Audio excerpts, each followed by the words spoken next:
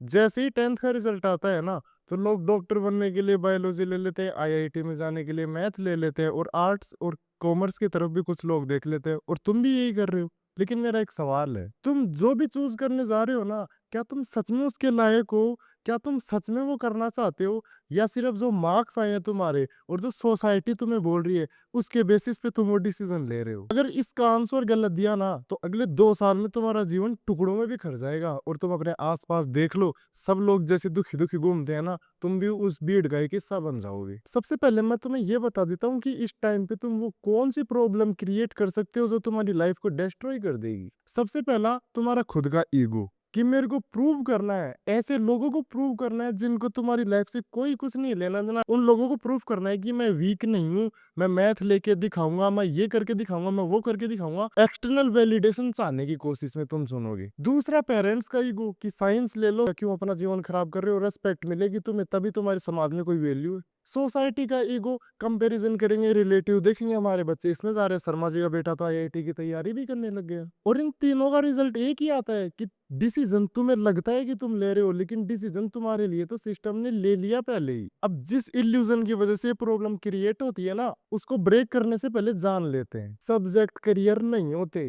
Math से engineer नहीं बनना जाता, बायोलॉजी से डॉक्टर नहीं बना जाता, कॉमर्स से सीए भी नहीं बन सकते तुम, और ना ही आर्ट्स का मतलब कोई फेलियर होता है। सच तो ये है कि जो सब्जेक्ट है वो हमें एक्सपोजर और इन्वायरमेंट देता है। इसकी बात आगे वीडियो में करते हैं, लेकिन उससे पहले ये जान लो कि करियर तो तुम्हारी लॉन्ग टर्म डिसिप्लिन का, कंसिस्टेंसी का और स्किल्स का एक बाई प्रोडक्ट होगा। करियर को सब्जेक्ट समझने की गलती मत कर देना। और क्या हो अगर मैं तुम्हें बताऊं कि ये सब जानने के बाद भी स्टूडेंट रॉन्ग चूज कर लेते हैं? बताता हूँ कैसे। लोग मार्क्स को एबिलिटी समझ लेते हैं कि मेरे मैथ में तो 100 में से 95 नंबर आ गए या उससे ज्यादा आ गए तो मैं तो आईआईटी में चला गया। 100 में से 100 आए थे मेरे दोस्त के, कुछ नहीं बचा उसके जीवन में। क्यों?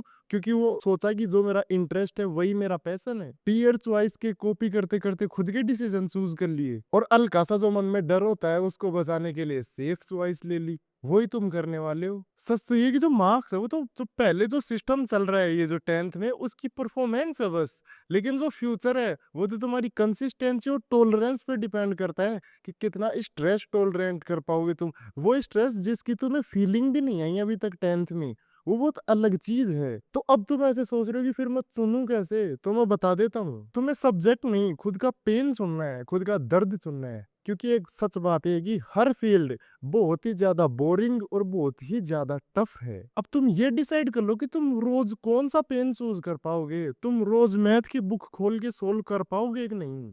तुम रोज बायोलॉजी को रट पाओगे या नहीं? खुद को रियलिटी चेक दे दो कि तुम्हें मैथ जेन्युइनली समझ में आता है कि नहीं। तुम मेमोराइजेशन को टॉलरेट कर सकते हो या नहीं, और क्या तुम सच में रोज 10 घंटे पढ़ पाओगी? और फिर साइंस के रेस्पेक्ट के चक्कर में पड़ गए, फिर तो खेल खत्म है तुम्हारा। आराम से सब्जेक्ट चूज करो, फ्लेक्सिबिलिटी रखो अपने करियर के लिए। गेट बंद मत करो जो तुम्हें कुछ अच्छा एक्सपोजर दे सकते हैं। जल्दी करियर चुनने के चक्कर में जो तुमने नहीं चुना ना, उनका प्रेशर मिलेगा बस तुम्हें। इस टाइम में जो सबसे बड़ा झूठ तुम्हारे पास रहता है, जिसका तुम्हें पता भी नहीं चल पाता, वो बताता हूँ मैं तुम्हें। लोग स्ट्रीम चेंज करते हैं, लोग अपना करियर चेंज भी करते हैं, लोग अपना कॉलेज में भी करियर बदलते हैं, और मेजोरिटी लोग वो काम करते ही नहीं जो 11th में जो सब्जेक्ट चुनते हैं ना। ये कोई फाइनल डिसीजन नहीं है, ये पहली डायरेक्शन है, तो इसको उसी हिसाब से ट्रीट करो। फर्स्ट स्टेप है ये। तो लास्ट में बस यही कहना चाहता हूँ कि करियर चूज करने से पहले एक बार खुद को समझ लो, अपने खुद के अंदर झांक लो, अपने अंदर को पहचान लो। नहीं तो तुम उसी भीड़ का हिस्सा बन जाओगे जिसको देख के तुम हमेशा से ये सोचते थे कि ये लोग इतने दुखी कैसे हैं। अब वैसे तो मेरे को किसी और वीडियो पे भेजना बिल्कुल भी पसंद नहीं है, लेकिन अगर तुम सोच रहे हो ना यार फ्यूचर बहुत खतरनाक है, फ्यूचर से डर लगता है, तो फ्यूचर के बारे में ये वाली वीडियो है।